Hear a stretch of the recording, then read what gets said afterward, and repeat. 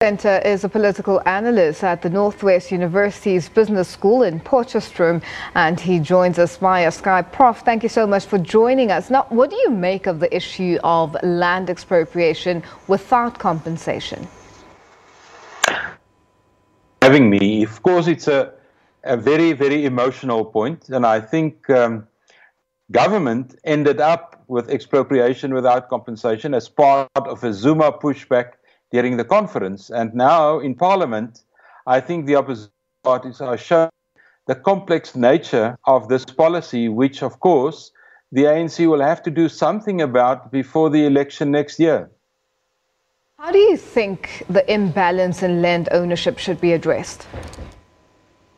Well, there are several ways to deal with it. And I think the biggest problem we had over the last 23 years were that we had poor implementation of the current policy. I can see in the rural kind of environment that organized agriculture is ready to talk to government about different options and different plans, but I don't think we're going to solve this problem without a national debate of some kind or another. Now, with regards to, you mentioned the fact that, and we all know that it's been 23 years and there has been delay after delay. What really is the problem? What is causing the delay? Is it policy or is it just the implementation of the process? No, I think there are several things that added to the lack of implementation. Of course, corruption became part of it. I think the prices of land. And I think this government is falling in exactly the same trap as several other governments before them. I mean, the 1913 Land Act had difficulty to be implemented due to a First World War and a depression. The second land reform policy in 1936 exactly fell on the same issues, as were the social engineering of the Nationalist Party in the 60s and the 70s. Land reform are extremely expensive, and the money for that limited, which we will see in 2 days' time in the budget. Now, Prof, how does government negotiate a deal without contravening the Constitution? We saw the MP there, Musiwa Lukota, speaking and mentioning that, and the reaction from the EFF. How do they do it without contravening the law? Yes, I agree with the opposition parties that I think the current policy is still unconstitutional. Our Constitution does allow for expropriation without compensation if you've stolen the land, or you got the land through corruption or something like that. That's an understandable position. But I think the ANC's got a huge challenge to get this policy constitutionally arranged with the assistance of some of the opposition parties. Otherwise, they're going to have a hard time getting this thing constitutionally approved. Do you think government is likely to find a way of amending the Constitution in order to be able to continue with this process of land without expropriation of land without compensation?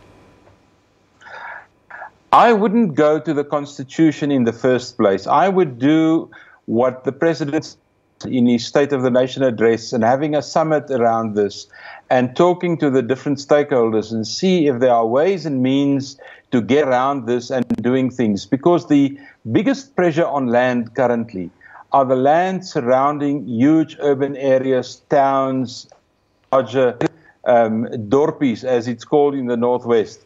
And that is the pressure. So I think there are ways and means getting around this, but they need to produce something before the election next year. That's the challenge the ANC has given itself through this policy change that we saw during the national conference in December 2017. Freedom Front Plus opposition leader has come out and said that they will fight tooth and nail if the government looks at amending the Constitution. And then there's also, as you mentioned, a forum or a dialogue will be a better option in dealing with this problem, as mentioned as well by President Cyril Ramaphosa during his State of the Nation address. Do you think with these two opposing sides, there is a middle ground? And in terms of time frame, to mention the fact that elections are coming up in 2019, What sort of time frame should they be looking at? And the turnaround strategy, what should they be working towards? Yes, this is a part of challenges, including corruption, state capture, and all these. This is probably the biggest one. Only challenged, I think, by unemployment and the weak economy at the same level. The EFF, of course, will do their best because they gain politically out of this, but they will also get a pushback from a different quarter. And I think when we heard Mangosuthu Buthelezi speaking today about the Ingwavuma Trust, we will have to look at what traditional leaders are saying about state land, which they actually manage as tribal land. And there's a lot of questions about how they do it. So you can see there are several stakeholders in this debate, and they will have to pull a rabbit out of a hat on this one. There has been calls for farmers to come up with suggestions on their own with regards to how this problem should be dealt with. What do you think? What suggestions do you think will come from farmers? I think the farming community, especially the organized farming community, are extremely irritated and dissatisfied about the policy development for a few years. I know out of experience that they have developed some incredible plans, workable plans, that not only does justice to land reform, but also employment and the creation of a new farming class, so to speak. But I think the government's response, due to the pressure that the government has been under, hasn't been very positive.